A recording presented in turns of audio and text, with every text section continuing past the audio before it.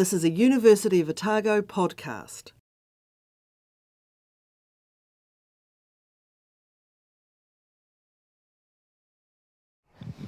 Good evening. My name is Harleen Hain, and I have the great privilege of being the Vice Chancellor here at the University of Otago.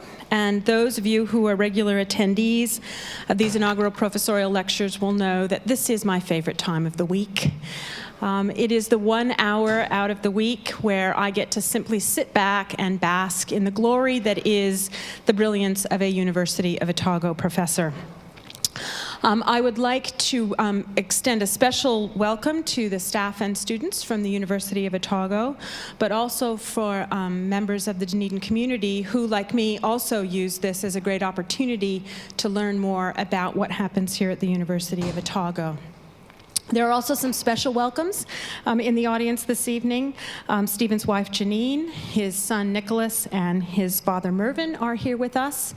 And I think the presence of family members for me is always a very clear signal about the importance of this particular event.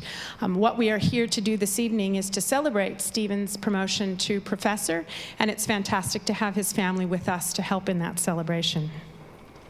So, like me, I invite each and every one of you to sit back and simply enjoy listening to Stephen tell us a little bit more about his research. Now, as many of you also know, the path to professor at the University of Otago is not an easy one. We make no apologies for our very stringent promotion criterion.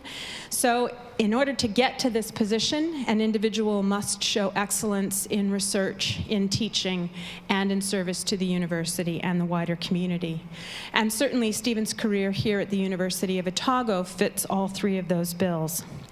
His research deals with the toughest technical challenges that are involved in building large-scale distributed adaptive information systems.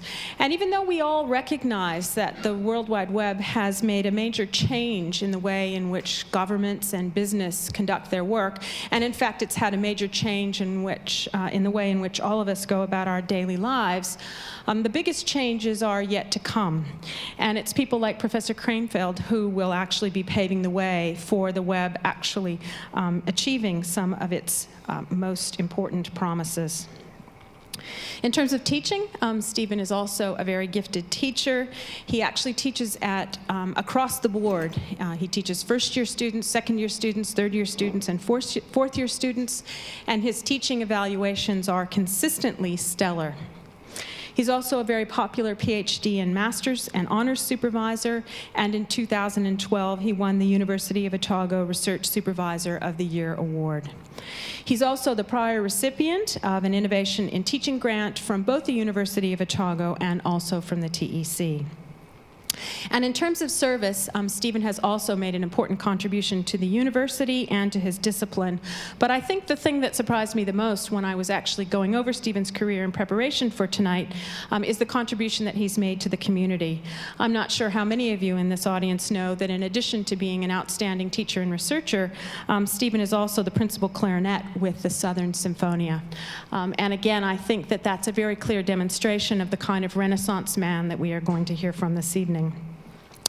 So on behalf of the University of Otago, Stephen, I would like to warmly congratulate you on your promotion to professor, and I would now call on the Dean of the Business School, Professor George Benwell, to tell us just a little bit more about your journey to getting here.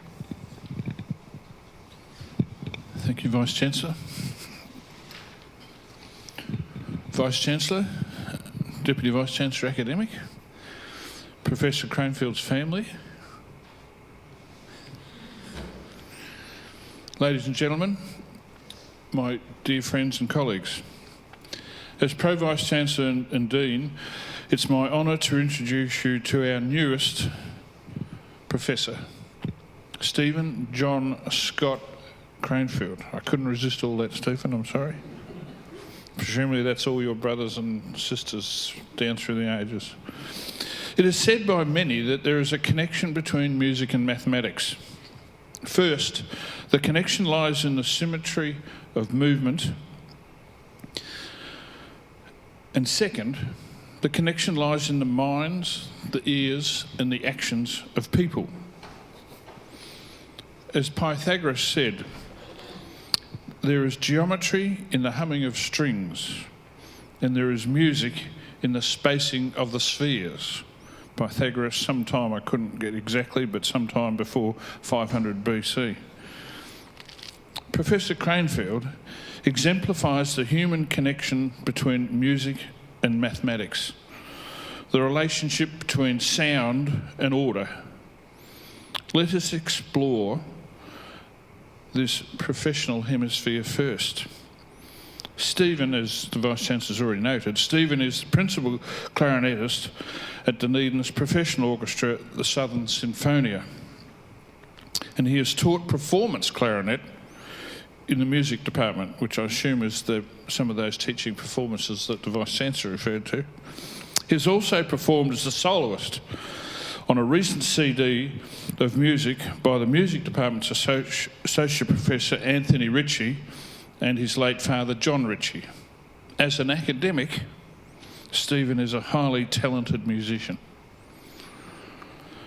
Professor Stephen Cranefield is a Dunedin born and bred and attended Bayfield High School, notable amongst some of the staff here, and politicians, and then studied mathematics and computer science at Otago, gaining a BSc honours in mathematics, Professor Squire. He became interested in the field of artificial intelligence and gained a Commonwealth scholarship, no mean feat in itself, to study for a PhD in the Department of Artificial Intelligence at the University of Edinburgh. Now to Stephen's other hemisphere, his academic hemisphere.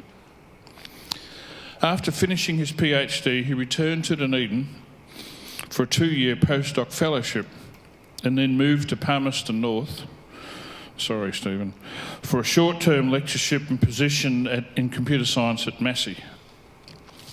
When that position expired in 1994, he took up a teaching fellowship in the Information Science Department at the University of Otago for a year before a lectureship position became available.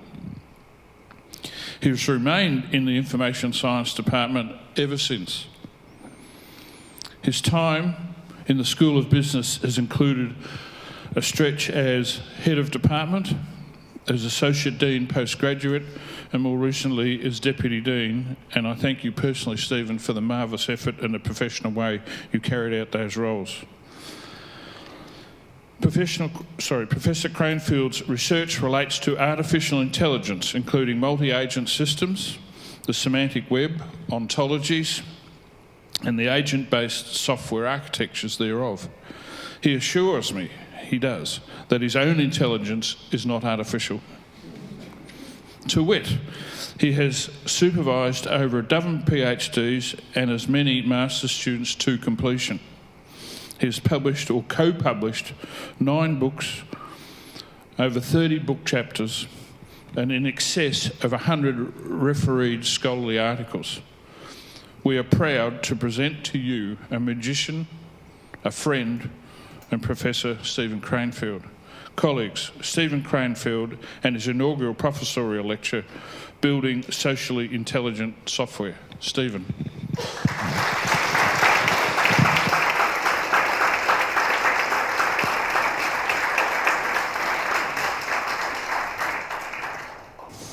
Welcome everybody.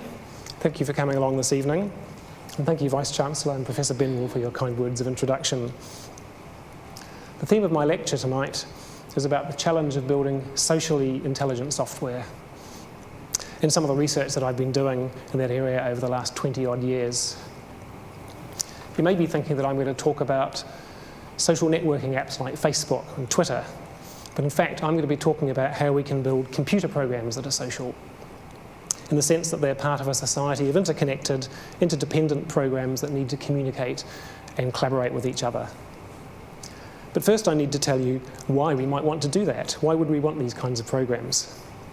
And I'm going to start by challenging your views of what computer software is.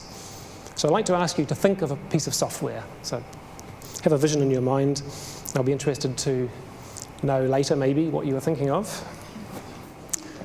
I predict that most of you were thinking of something like the picture on the left here, but maybe a little bit more up to date. So this shows a 1986 Macintosh Plus computer with some boxes alongside it. And the boxes contain software on floppy disks and manuals for the software. You were probably thinking more like something that came on a CD-ROM or that you downloaded over the internet. But in the old days, we would get software like that and we would install it on our computer and interact with it. And the software would do nothing else apart from interact with us. It would not interact with any other software running on the computer, and it certainly wouldn't interact with any other computers. But if we fast forward to the present, as shown on the right-hand side of the screen, things are a lot different. So we have internet connections that are always on, unlike the days of dial-up modems. And it's commonplace now for software to communicate with other programs that are running somewhere else across the internet. You'll be familiar with web browsers, of course, that communicate with web servers somewhere else across the internet. But even your word processor is ready to search for clip art for you, or to look up the meanings of words online, or to back up your documents to cloud-based storage providers. And of course, there are a multitude of software programs to help you communicate with others, such as Skype, Facebook, Twitter, and so on. So it's now commonplace for software not to exist in isolation, but to be part of a distributed system of interconnected software. Now let's consider a scenario that was sketched out in a Scientific American article in 2001. In this scenario, Lucy has visited her GP because of an injury, and he has recommended physiotherapy treatment. So Lucy asks her personal agent on her smartphone. Of course, in 2001, it was a personal digital assistant, like a Palm Pilot, but we'll keep it modern today and talk about smartphones. She asked the smartphone agent to help her gather certain information. So first of all, it communicates with the software on the GP's computer to get details of the treatment that's required. The agent searches the internet to find the physiotherapists that are available in the region. It checks which ones are approved of by the insurance company. It uses a mapping service to filter out those that are more than 20 miles away. It then goes looking for information about the reputations of these physiotherapists from friends and maybe some review sites. And finally, it cross-references the available appointments at that final short list of physiotherapists with the free times in her diary and the diary of her husband, Pete, who has to drive her to the appointment. So that was a vision of the future back in 2001. And the question is, could we actually build this today? Well, if we could, you'd probably have that on your smartphone already. All of the individual components that you can see in this diagram, all the communications between Lucy's agent and other entities, they can all be done with existing technology. And we could certainly build a specialized app that provides exactly this service, or a narrow range of services of a similar nature. But the difficulty is in building truly smart personal assistant software that can work across a range of scenarios and manage to get information from sources that it wasn't designed specifically to use. So let's consider how humans solve this kind of problem. What is it that we have that these pieces of software don't have currently? First of all, we have the ability to communicate directly with one another, not via some kind of central information hub and coordinator. That's known as peer-to-peer communication. And it's completely different from how most of the software on our computers and phones work. For example, the messaging apps on smartphones connect to specific software running in the web, known as servers, and all the messages from your phone that are being passed on to other users go via those servers. So what do we do as humans that means that we can manage this direct communication, whereas with current software technologies we can't in the general sense? Well, first, leaving aside the issues of multiculturalism, within a given society we use the same language for all our communication. We don't need one language to talk to our bank and another language to talk to our local cafe. Second, we understand a number of general patterns of interaction, known as interaction protocols. And we use those across a range of scenarios. So a simple example is sending a request and then waiting for either an acceptance or a rejection of the request. Third, we often interact in a social or organisational context, and that places constraints on our behaviour, but we can understand easily those constraints. So let's consider what we gain by having these abilities. First of all, it allows us to work effectively in open and dynamic societies. So they're open in the sense that people can come and go, organisations can disappear, go bankrupt, new ones can be created and so on. And we can easily change who we communicate with and which organisations we give our business to. For example, if your favourite travel agency closes, it's very easy to go to another one. There's not very much that's different for you in doing that. Second, we don't usually have to rely on central coordinators like the servers used by the messaging apps that I mentioned before. We have the intelligence to break down our own tasks into sequences of actions that include communicating with others, and we can deal with contingencies that arise fairly easily. So if we really care about how well something gets done, we can just do it ourselves. We don't need to rely on some coordinator to handle it all for us. So in summary, our ability to communicate and work directly with others allows us to be more adaptive to change. So let's consider then when we might want software to have those kind of features. What are some example application areas where we actually want software that exists in this kind of open and dynamic system without the use of central coordinators? Well, we've already seen the example of smart personal digital assistants that we might want to have on our smartphones. Another example is business-to-business e-commerce, especially when several businesses come together to respond to a market opportunity and form a consortium. In that case, there's no single central controlling party to rely on. A third example is the use of software control characters in multiplayer games and online virtual worlds. These interact directly with human-controlled characters, either to guide them around the virtual world or to advance a particular scenario in a game. I'll talk more about our work with virtual worlds later. A final example is the creation of robot teams that can work together in fast-changing situations where there's no single reliable source of information, such as urban search and rescue. So in an earthquake situation, such as shown here, we really want to have teams of robots that can go into areas that are not safe for people to go and can work together when there hasn't been time to set up any kind of central control and coordination.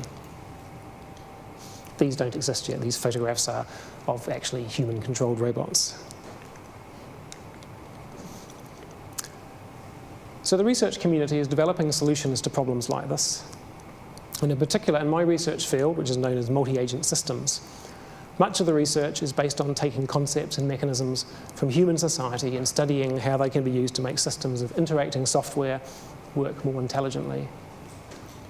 Those of you who saw Michael Winnickoff's IPL last year may remember him referring to this as human-inspired computing. So the first social mechanism I'm going to talk about is the notion of a generic communication language, one that can be used for any exchange of information or service request or response. So this idea resulted from a project that was investigating how to design complex projects where there's a need to use multiple specialised software packages for designing different aspects of the final product. For example, designing mechanical linkages, designing electronics, control systems, system dynamics, and so on. A key problem was how to automate the exchange of information between the people using these tools. So, for example, the inputs to one design task might involve some of the outputs of another one. And how could they also automate requests from one tool to another in order to get the information that it needs? And the idea that resulted from this work was to interface each tool with another piece of software called a software agent, and have those agents communicate with each other using a common language. An important design decision was to make that language be what's known as declarative. That means we can see it as expressing statements, definitions, requests, and so on, rather than what's known in the computer science world as a procedural language, which is one that specifies some procedure to be performed. So on this slide, you can see an example at the top of an agent communication language.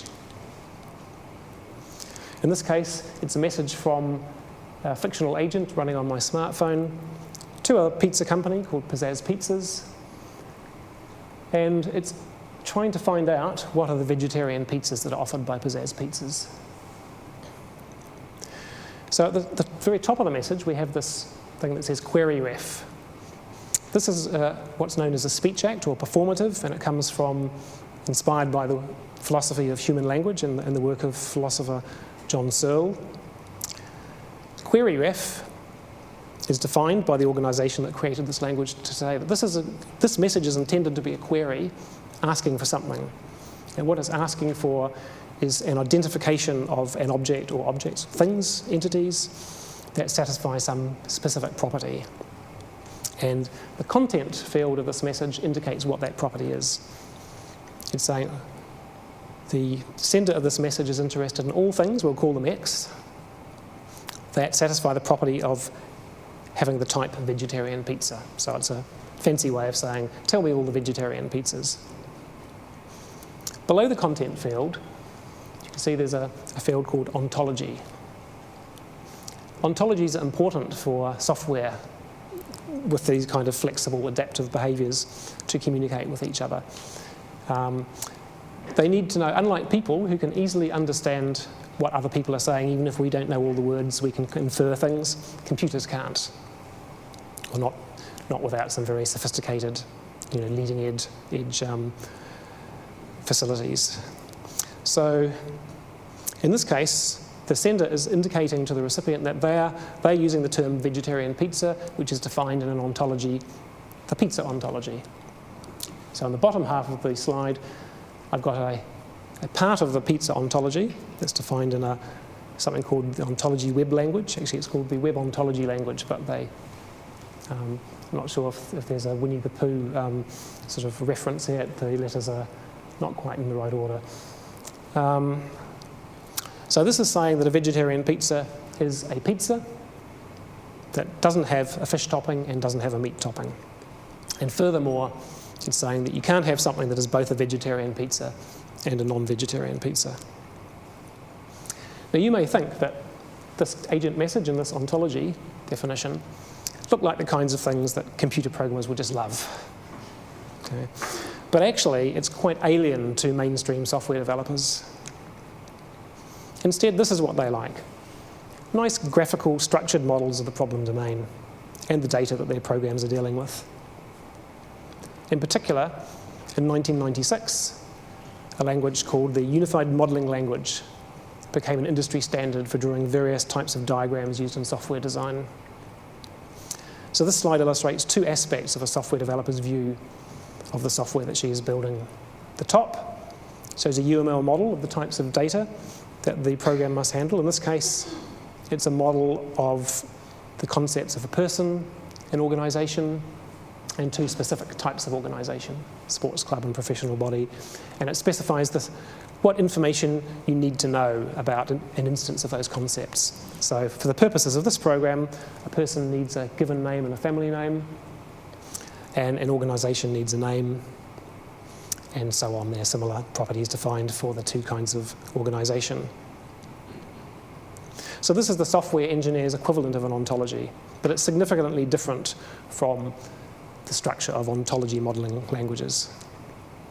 The bottom diagram is a developer's conceptual model of how actual data about people and organisations is represented inside the computer when the program is running. And again, this is different from the representation of data that was emerging in the ontology research community. So this is where my research came in. I was sceptical that ontology modelling languages would gain significant acceptance outside research labs, and instead I proposed the use of the unified modelling language as an ontology modelling language. To make that feasible, I needed to demonstrate how software developers could design their programs using existing models in UML, the left part of the diagram, and then manipulate information within their programs using the standard object-oriented programming paradigm, the middle part of the diagram, but still be able to exchange information with other software that uses ontology-related technology, and that's the right part of the diagram here. The coloured arrows illustrate automated translations from ontologies expressed in UML to various other artefacts that make the programmer's job easy, or easier in this situation. If I were going to tell you more about those translations, I'd need to tell you about a number of software engineering and ontology-related technologies, which all have three-letter acronyms, such as UML, MDA, MOF, XMI, and RDF. So I'm going to spare you the details. So this work represented a significant phase of my research career, and it led to some well-cited publications. Also, although I wasn't directly involved, this direction of research led to an industry standard for working with ontologies using mainstream software engineering technologies, such as UML, which I can claim to have influenced as a pioneer in the field. I'm going to talk now about a second example of borrowing social concepts from human societies. Social mechanisms, and in particular, social expectations. So I talked earlier about how some applications require software to be able to function in an open and dynamic society. However, software societies do have some reason for existing. They don't just emerge and programs communicate for fun. So for example, a software society might be a marketplace for automated trading. And so there are design goals for the society as a whole. Someone has designed it. And the designers want it to operate efficiently, which implies that there must be some constraints on how the software components are going to interact. However, when we're designing software for such a society that is open, we can't make any assumptions about the potential interaction partners of our software. And in particular, those other programs that our software might interact with, or the owners of those programs, may have interests that are not compatible with ours. Or those other programs may simply be badly written and buggy. So how can we ensure that, given this lack of control of the entire software system here, that this desired social order will prevail? So there are three approaches to this in the literature. The first is mechanism design, which is to say that we very carefully design the rules of interaction and the incentives that exist in the society so that there's no incentive for the participants to do anything other than act honourably or truthfully. So this is in particular used in auction protocols, where it's certainly possible in some kinds of auctions to lie about your true valuation that you're bidding for an item, and you can gain some benefit from that. But there are some auction protocols that it can be proved, ensure that all the participants have nothing better to do, no incentive to lie. So nothing better to do than to tell the truth and no incentive to lie. However, when we're dealing with more flexible and more complex situations, such as robots in a team, it's much more challenging, of course, to design mechanisms that ensure everything works correctly. Another approach is to use some very special anointed pieces of software called governors. And any software that wants to communicate with other pieces of software in the system must go via these governors. And the governors have the ability to read in a machine-readable way the rules of encounter in the society, what the protocols are that must be followed, for example. And they can simply close down any communication that doesn't conform to those. So that's known in the field as regimentation. The third approach is the one that's borrowed from human society. So in human society, we have laws, of course, but we also have social norms that may be explicitly written, or they may be ones we've learnt from observation. We also have interactions with each other in contexts where we make commitments within relationships and within business discussions. And we also have notions of reputation. So if we do something bad, our reputation may suffer, and no one else may want to interact with us if they know about our low reputation. And that's the area that I've been working in, and many researchers in multi-agent systems as well. So what's wrong with the regimentation approach? Isn't software supposed to just do what it's programmed to do? Well, if you recall the application areas that I discussed earlier, such as having teams of rescue robots, these need to have very flexible and adaptive behaviour. And researchers have developed approaches to programming those systems in terms of explicit goals and plans, so more like human reasoning. So a rescue robot may have the goal to rescue a victim, to make sure the trapped victim is safe, and it may have a set of plans that it can use to achieve that goal Some of them will apply in different contexts and be mutually exclusive, but it may have some plans that apply, multiple plans that apply to one context, and it has to choose between them. So the kinds of software that I'm talking about here are goal-driven autonomous agents. We call them agents because they have this sort of more human-like reasoning ability. Now sometimes it may be rational to violate a rule or policy or norm of the organisation or society. For example, the rescue robot may find a victim that needs some urgent attention, and perhaps there's a policy that says that the rescue robot must first communicate to a human and get its goals adjusted and be guided on what it should do. But in this case, it may determine that immediate action is needed and that the benefit of ignoring the policy is better than the cost to the organisation of ignoring it. Sorry, of following it. Ignoring it.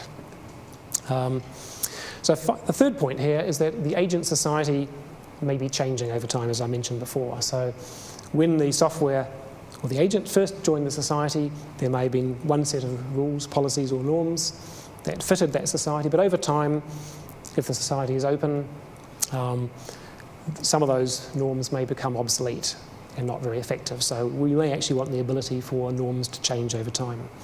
And all of these things point to the use of social control rather than regimentation. So this brings me to telling you about my work on social mechanisms.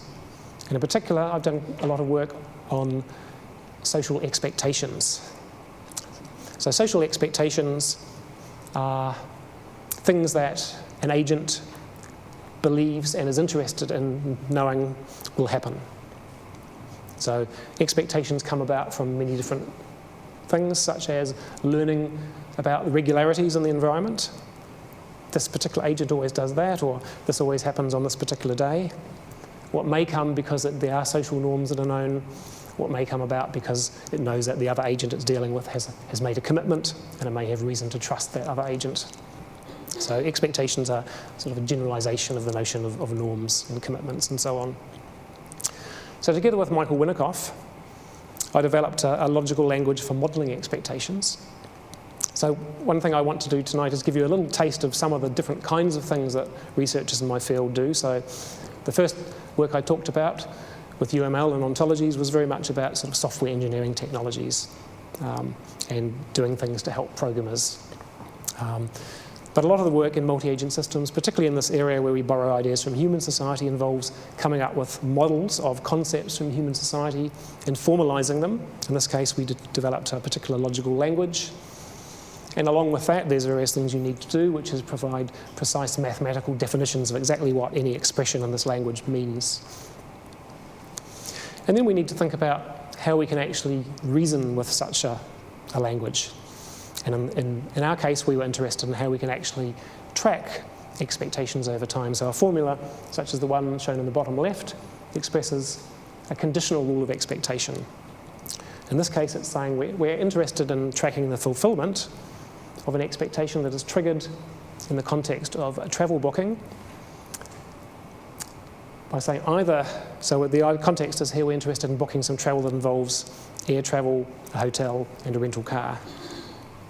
And if the airline booking fails, or the hotel booking fails, or the car booking fails, then there should be an expectation triggered that says that there will be a compensation eventually, hopefully not too far in the future, that will refund any money any costs that were incurred from the partial booking so far. Any partial bookings will be undone, and then eventually also, after that, the user will be notified.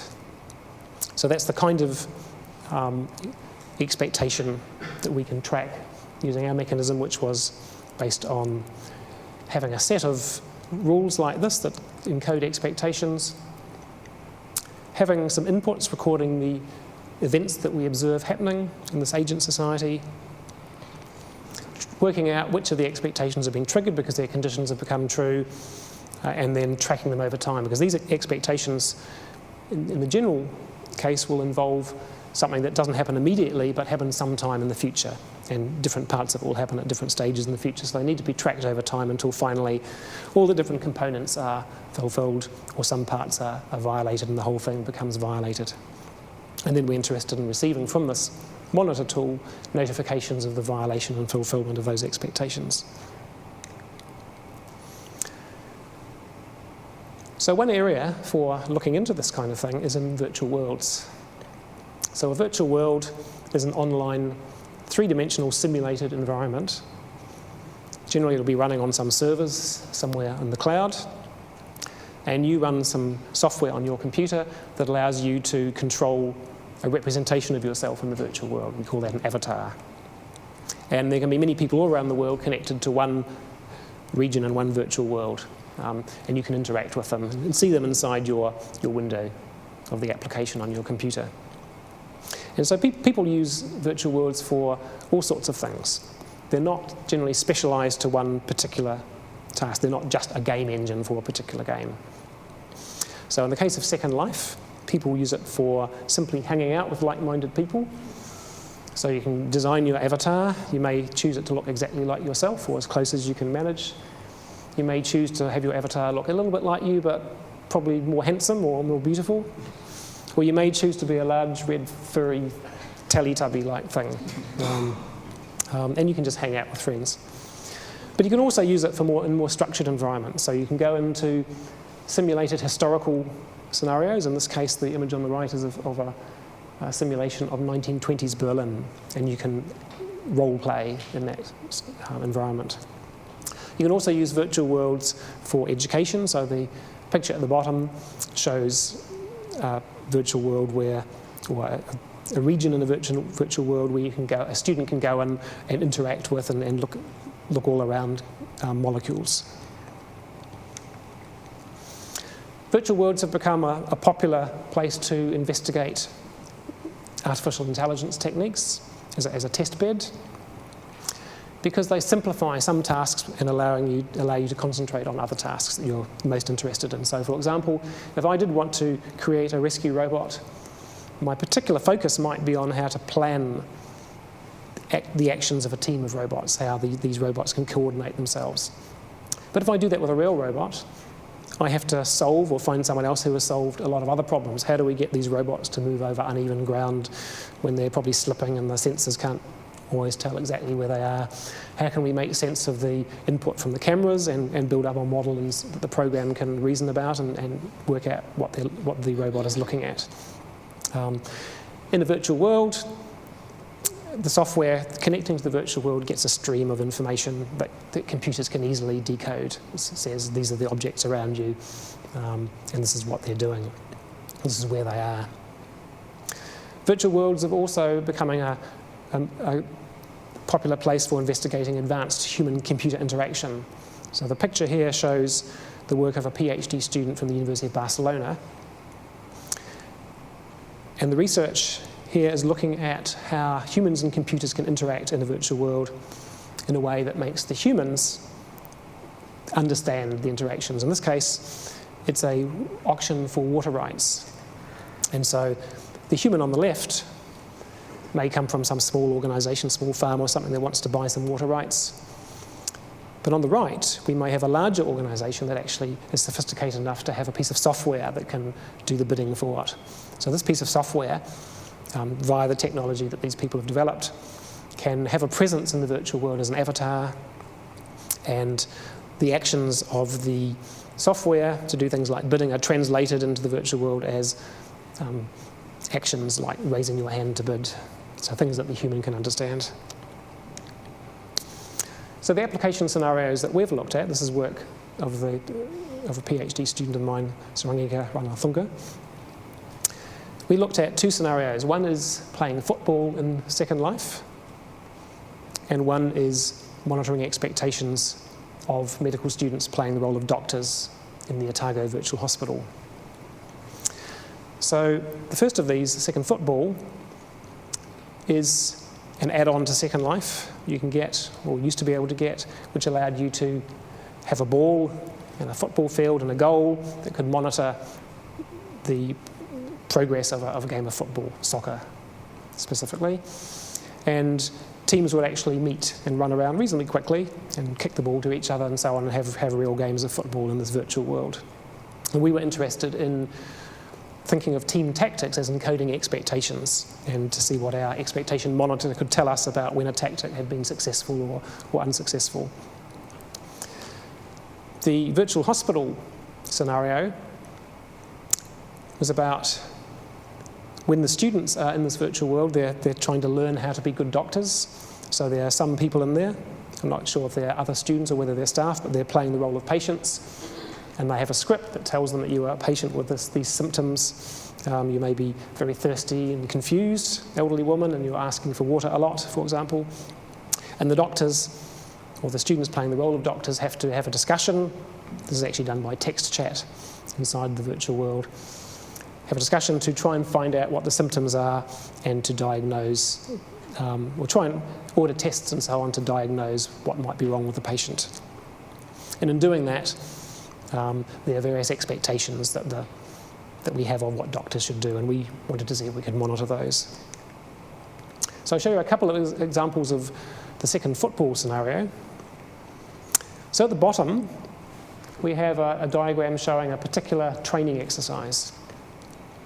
So we have a coach who's managing a team of football players in virtual worlds, and because they may be good football players in the real world, but they need to be trained up in the virtual world, so you may give them some exercises, and this one says, okay, start in some particular zone of the field, travel quickly with the ball under control to another zone nearer the goal, and then without stopping to work out what keys you need to type on the keyboard, kick the ball and score a goal.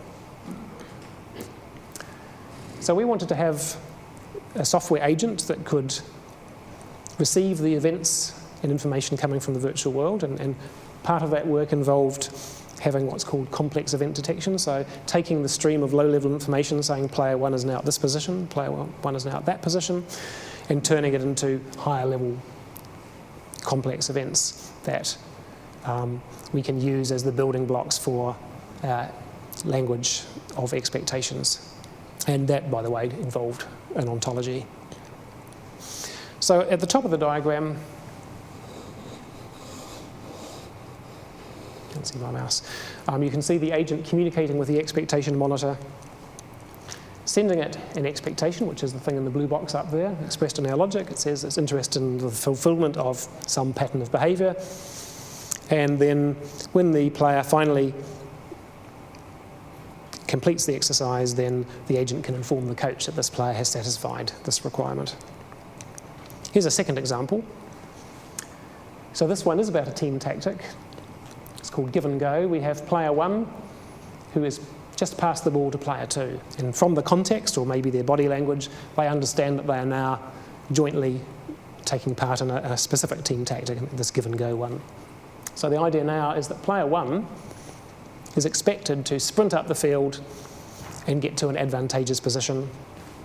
And at that point, player 2 will pass the ball back to player 1. So there's two expectations here. Player 2 expects player 1 to make this move, and player 1 is expecting to have the ball passed back. So if player 2 were controlled by software, it has a slightly challenging problem to write the code for that, because player 2 is now the focus of attention of all the opposition players, and it can't really easily, it would be very difficult to write a program that could sort of be monitoring all the players at once and so on. So we were interested in seeing whether we could use our expectation monitor and our language for encoding expectations to be asked by the agent to record when the tactic starts the expectation on player 1. So the monitor monitors that expectation, and if it's fulfilled, it sends a message back to the agent in the form of a belief that will trigger a plan. So I mentioned before that these kind of agents have plans. They can respond to various things, including new beliefs. So if it receives the belief that says the expectation has been fulfilled, then it knows it should pass the ball. If it receives the belief that says the expectation has been violated, then it should do something else, come up with another strategy. So here's a short video. If my mouse will move over here. Move this over this way. I'll use the touchpad. That's all right, I've got my touchpad going. So this is very short. This just shows those two scenarios, just to give you an example of what this looks like. Now, I did show you a photograph before, or an image from Second Life, of teams playing football, but actually our work was focusing on the specific issue of the tactics and monitoring things. So we didn't actually play real games, and we didn't have a lot of agents playing football. But in this case, you can see the agent 1 is the one in green, who's going to pass the ball to agent 2, and then follow the expectation and sprint up towards the goal, and then get the ball passed. And then you'll see something pop up on the left, which will be the belief triggering a plan when the agent has got there so that pass can be made. And then you'll see another situation where player 1 passes the ball to player 2 and then just stands there. I mean, probably in real life they wouldn't do that, but they might trip over their bootlaces or something and fail to satisfy the expectation.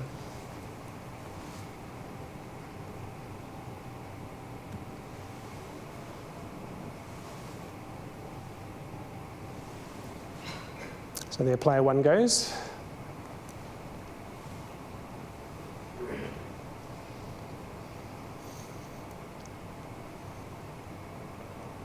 And of course, in the real game, we wouldn't be standing around waiting like this, but there we are, the fulfillment belief has arrived, and there's the ball being passed. And here's the second situation where player 1 passes the ball and then doesn't fulfill the expectation. And the belief arrives at the agent saying, you'd better do something else. So another plan is triggered, and off player 2 goes to do a hero run to the goal. Okay, so let's look at the Otago Virtual Hospital example. In this case, the doctor should introduce herself.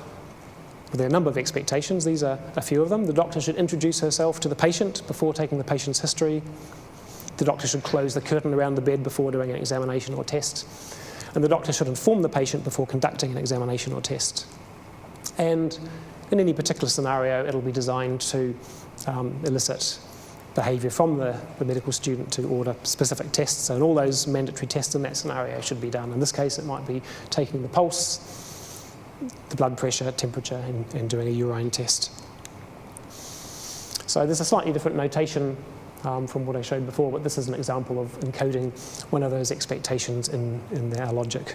In this case, it says we're interested in monitoring the fulfilment of any expectations that's triggered. When the doctor takes the history, then we have to know that previously the doctor has introduced herself to the patient. So, as I said, for the football scenario, there's a lot of stuff that has to happen to enable this, such as complex event detection. For this work, we also needed to use some natural language processing and machine learning in order to extract out from the text chat information about what was actually happening in terms of these concepts like introducing yourself to the patient and taking the patient's history and so on. So the outcome of this work in principle was that we could provide automated advice to students about the mistakes they might have made in the scenario.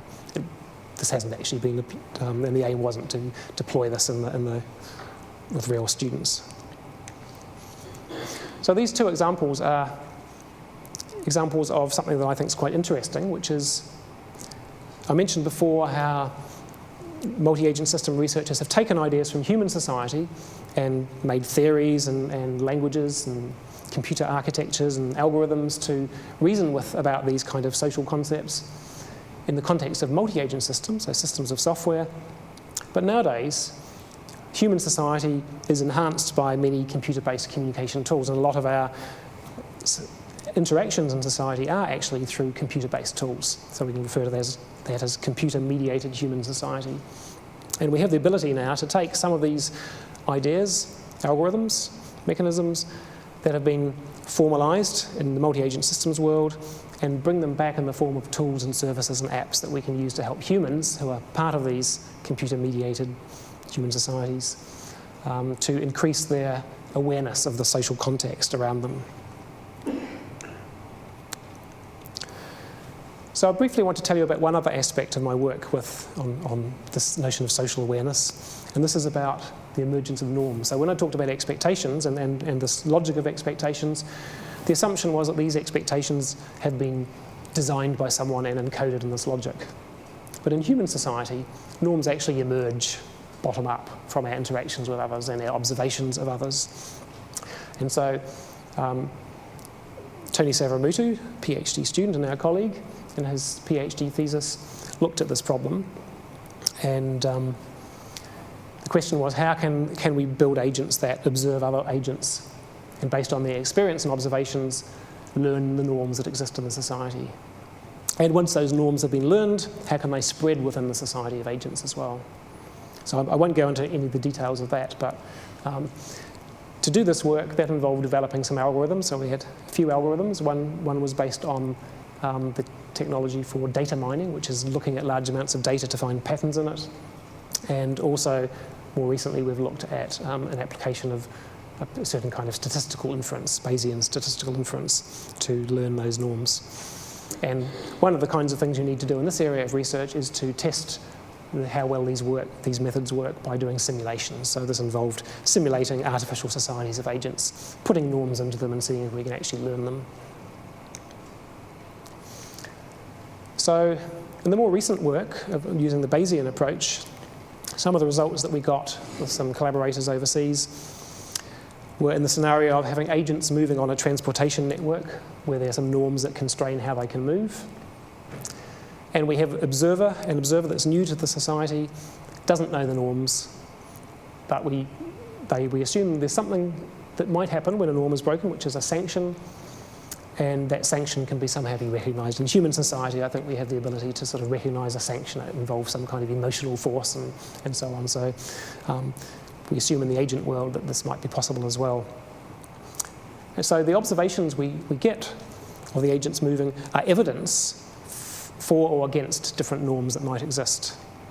And we also in this work used a second source of evidence, which is saying that we actually could assume we know the travel plans available to all these agents, the different options they have. And if some plans that an agent could have used to get from the starting and the ending points of its journey that we observed, but it didn't use it, then maybe that's some evidence for there being some kind of prohibition norm that it might have violated. So applying the Bayesian approach, which is a very good way of integrating different kinds of evidence together, running simulations, we found that we could work on networks that had almost 2,000 possible norms in them, and an agent could learn norms.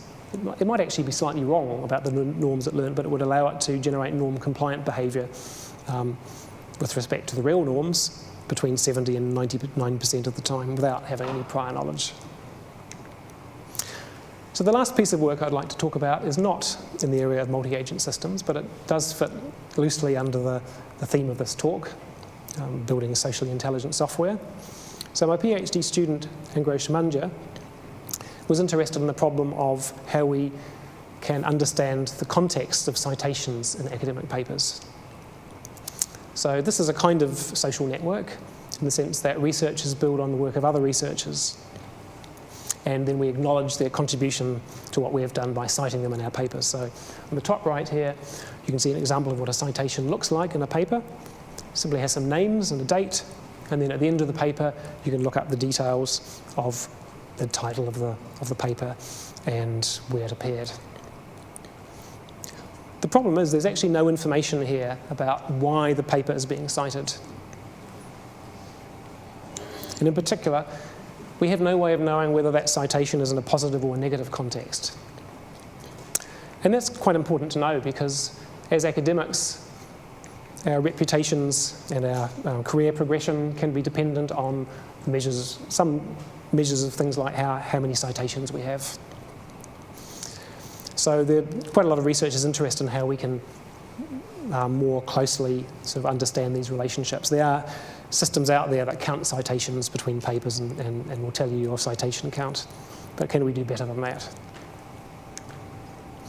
So Angrosh was interested in the idea that in academic writing we tend to have some very common rhetorical patterns. So here's a paragraph from a paper, and it has a series of sentences that play different roles. So the first sentence gives some sort of background to what this paragraph is about, what the area of research is about. The second sentence identifies a gap in current research in this area. The third sentence cites some work that addresses the gap. The fourth sentence, which actually doesn't have any citations in it, but is implicitly connected to the third sentence. That fourth sentence is discussing a shortcoming of that cited work, and so on.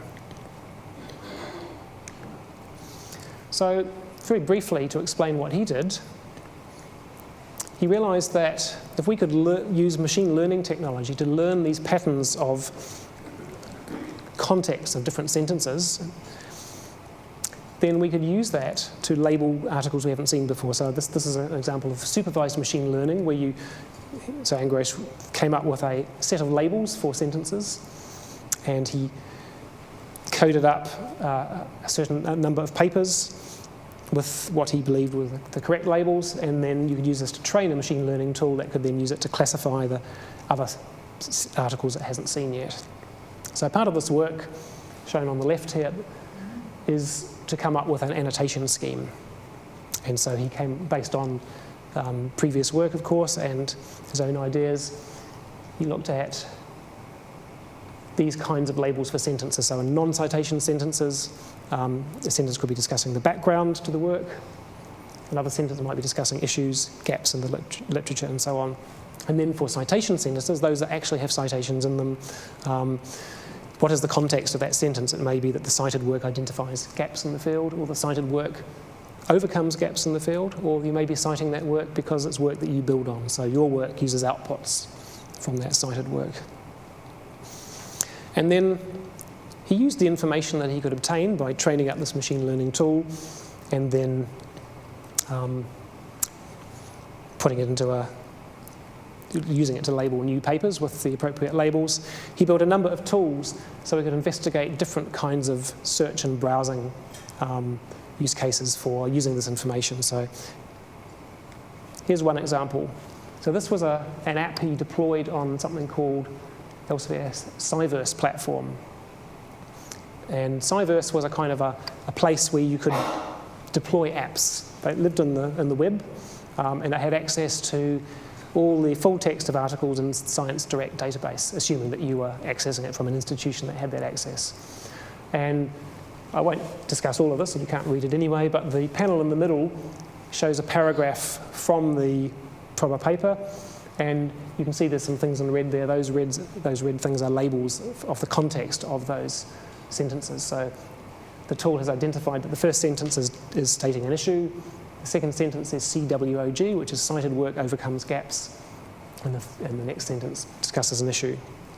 So as well as building tools like this, he also investigated other kind of ways to browse the information. So as a researcher, I might be interested in knowing who is citing my work as overcoming gaps in the field. Or perhaps I'm more interested in who is citing my work as having shortcomings. Okay, so that brings me to the end of my discussion of the work I've done. I want to talk very quickly about some future work that I'm interested in. The work I talked about with expectations was very reactive. It was to say that we learn some expectations that encode norms or team tactics or whatever, or they have been designed by someone, and then we monitor and we wait and see if they're fulfilled or violated, and then we respond to that. It's actually much more challenging and much more interesting to try and be proactive and say, well, if I'm planning my behaviour and I know that I'm subject to expectations of others on my behaviour, and that I have expectations of others about what they will do, and I may have good reasons to trust them to follow those expectations, then how can I plan what I'm going to do in a rational way? And one example of doing that would be to understand how we can foster cooperation between different agents. There's been some literature relating the concept of expectations to the concept of trust. So how can we get agents to help to come to proactively satisfy each other's expectations and become trusted by each other? And one possible application of that is to help build software that will help small businesses form consortia and come to trust each other. There's also interesting applications of expectation-based reasoning to self-driving cars. So if you think about the road code, it doesn't just constrain your actions when you're driving, but it also warrants certain assumptions about what other drivers are doing.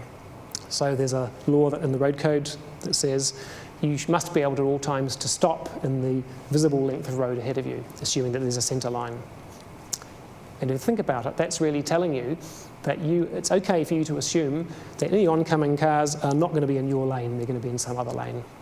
So that's an example of an expectation. So I'm interested in exploring that idea. There are certainly many people investigating ways to control self-driving cars. And one final thing in the area of socially intelligent software that I'm interested in looking at is how to simplify the problem of writing programs or plans to help groups of agents, such as these rescue robots, cooperate with each other. So finally, I'd like to acknowledge many people. First of all, my postgraduate students, some of whom I've talked about today, of course, and some others who I haven't been able to because their work maybe wasn't quite on this topic. I'd like to acknowledge my colleagues, especially Martin Purvis, who I believe was probably responsible for my appointment in the department in the first place, and who I've collaborated with on a lot of work. And also some of my other colleagues, in particular, who I've worked a lot with: Tony Savaramutu, Maresh Narstowski, Marian Purvis, and Michael Winikoff. I'd also like to acknowledge the rest of the people I've collaborated with on publications. I was interested to discover recently I have 94 co-authors and co-editors, so I'd like to thank all of those, assuming they're going to watch the video later, for the chance to collaborate with them. And I'd also like to thank the Commerce Management team, George and his colleagues, from a period when I was Associate Dean Postgraduate. And finally, I'd like to thank my family, Janine, Nicholas, and my father Mervyn, and my late mother Judith, who would have been very proud if she was able to be here today. So thank you.